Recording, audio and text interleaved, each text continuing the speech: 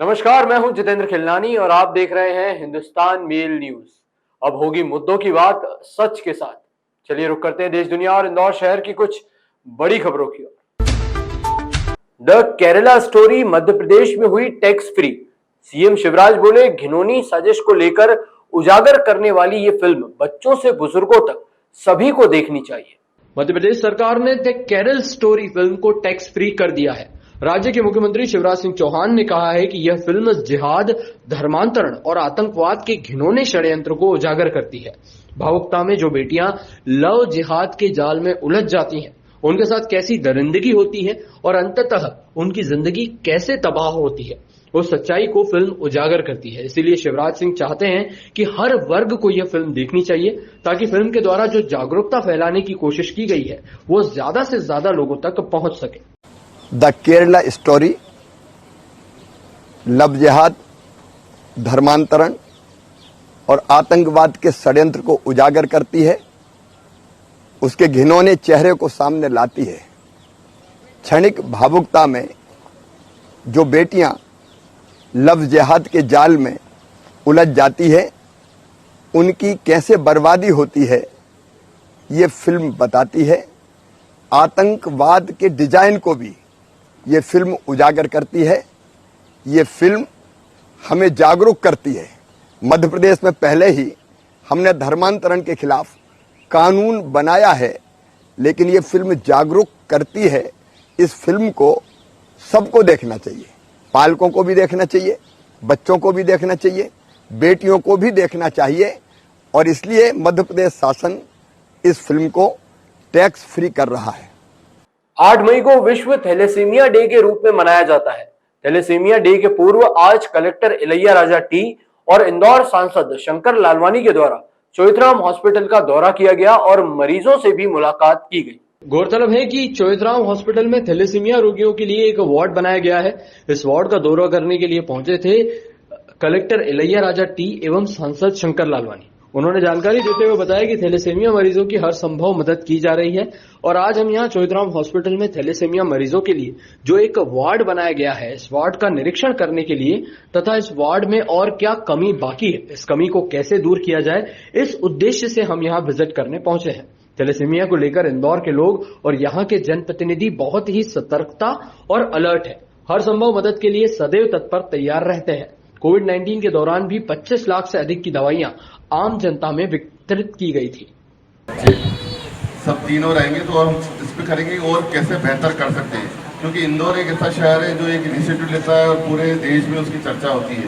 तो मुझे लगता है इस बारे में भी हम इनिशिएटिव लेंगे और बेहतर हम क्या कर सकते हैं, क्योंकि जैसा कि जिलाधिकारी महोदय ने कहा कि हम इसमें और बेहतर कैसे कर सकते हैं, उसके लिए हम सब विचार करेंगे। मध्य प्रदेश में विधानसभा चुनाव से पहले बीजेपी को लगा बड़ा झटका। कमलनाथ की मौजूदगी में कांग्रेस में शामिल हुए दीपक जोशी। मध्य प्रदेश के पूर्व मुख्यमंत्री और बागली विधानसभा क्षेत्र से 8 बार के विधायक, सांसद और राजनीति के संत कहे जाने वाले कैलाश जोशी के बेटे दीपक जोशी आज कांग्रेस में शामिल हो गए हैं। उन्होंने अपने साथियों के साथ मध्य प्रदेश कांग्रेस के अध्यक्ष कमलनाथ के निवास स्थान पर पहुंचकर कांग्रेस की सदस्यता ली। इस दौरान दीपक जोशी के हाथ में उनके पिता कैलाश जोशी की फोटो भी थी। दीपक जोशी ने एक सादे समारोह में कांग्रेस की सदस्यता ली। दीपक जोशी के इस दल बदल को कांग्रेस की बड़ी जीत माना जा रहा है। इसे बीजेपी के लिए झटके के रूप में देखा जा रहा है। कांग्रेस ने बीजेपी के उस पुराने घराने में सेंध लगाई है जिनके मुखिया कैलाश जोशी मरते दम तक बीजेपी का दामन थामे रहे। दीपक ने शुक्रवार को घोषणा की थी कि वे बीजेपी छोड़कर कांग्रेस में शामिल होंगे। खुशी की बात है, क्योंकि ये तो भाजपा जनता के बीच की आवाज है कि अब कांग्रेस सरकार आ रही है। आदरणीय कमलनाथ जी का 1.5 वर्ष का जो कार्यकाल देखा है उससे जनता प्रभावित है और बीजेपी को अब खदेड़ना चाहती है। और जो वास्तव में नेता है जिनकी अंतरकला बोल रही है कि बीजेपी अन्याय कर रही है, कार्यकर्ता की अनदेखी कर रही है, नेताओं की अनदेखी कर रही है और जनता की अनदेखी कर रही है, कि जनता के बीच गए हैं, जो वादे पूरे नहीं हुए हैं और झूठ पे झूठ केवल घोषणावीर मुख्यमंत्री के निंदा के कारण आज ये दीपक जोशी जी और हमारे रूप सिंह बघेल जी पूर्व विधायक भाजपा के ये आए और बड़े बड़े नेता, वरिष्ठ नेता भाजपा के आदरणीय कमलनाथ जी और शीर्ष नेतृत्व से बात कर चुके हैं। ये अभी टेलर है, अभी फिल्म और बाकी है। आज के बाद कल और कल के बाद परसों आता है तो वो जो व्यवस्था आपने खराब करी थी, जो भारतीय जनता पार्टी की ईमानदार कार्यकर्ता जिनने जीवन भर लगा दिया अपनी पार्टी के लिए, वो व्यक्ति, वो कार्यकर्ता दरी उठाते उठाते थक गया और जिन लोगों को जीवन भर गाली बकता रहे थे वो बॉस बन के बैठे हुए हैं। तो निश्चित रूप से जब इस प्रकार का माहौल बनता है, जब आप अपने लोगों को दबाने की कोशिश करते हो खाली इसलिए कि एन केन आपको सरकार बनाना है, तो कोई भी पार्टी हो इस प्रकार की चीज़ों का आपका सामना करना ही पड़ेगा। भाजपा के वरिष्ठ नेता और राष्ट्रीय कवि सत्यनारायण सत्तन अपने बेबाक बयानों से हमेशा से चर्चा में रहते हैं। जहां चुनाव के ठीक पहले पूर्व मंत्री दीपक जोशी की पार्टी से मुकारता सामने आने के बाद सत्यनारायण सत्तन ने बीजेपी को लेकर अपनी प्रतिक्रिया दी है। देश के पूर्व प्रधानमंत्री अटल बिहारी वाजपेयी के करीबी रहे सत्यनारायण सत्तन का बीते दिनों एक ऑडियो वायरल होने के बाद फिर से चर्चा में आ गए। भाजपा नेता सदन ने दीपक जोशी कांग्रेस में जाने को लेकर कहे कि भाजपा को इससे कोई फर्क नहीं पड़ेगा, जनता को यदि फर्क पड़ा तो सबको पड़ेगा। वो बोले कि संबंधों का पारंपरिक विच्छेदीकरण है। भाजपा नेता सत्तन ने इस दौरान पूर्व पीएम अटल बिहारी वाजपेयी का भी जिक्र किया। उन्होंने कहा कि एक वोट से सरकार गिर गई, किंतु उन्होंने भ्रष्टाचार को चिमटे से छूना पसंद नहीं किया, तो लेन देन करके सरकार बचा सकते थे। जिस पेड़ को हमने सिंचित किया है, उगाया है, उसको अपने हाथ से काटने नहीं देंगे, और अगर कोई काटेगा तो उसको काटने से भी रोकेंगे।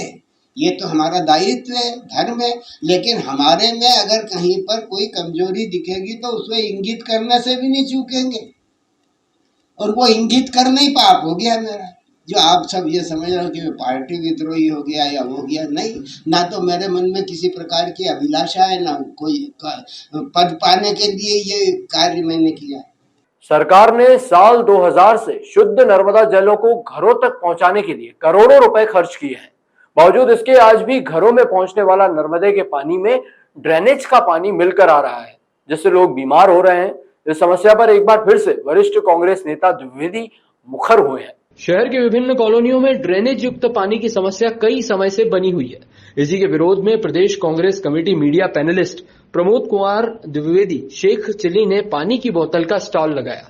कालानी नगर चौराहे पर हुए इस अनूठे प्रदर्शन के दौरान द्विवेदी ने महापौर, नगर निगम कमिश्नर एवं अन्य अधिकारियों को खुली चुनौती दी है कि वे 1 गिलास नर्मदा जल पिए और 3100 रुपए जीते। इस तरफ पश्चिमी क्षेत्र में अंबिकापुरी, सुखदेव नगर, अंजनी नगर, कालानी नगर आदि क्षेत्रों में ही नहीं पूरे शहर में गंदा पानी मिल रहा है।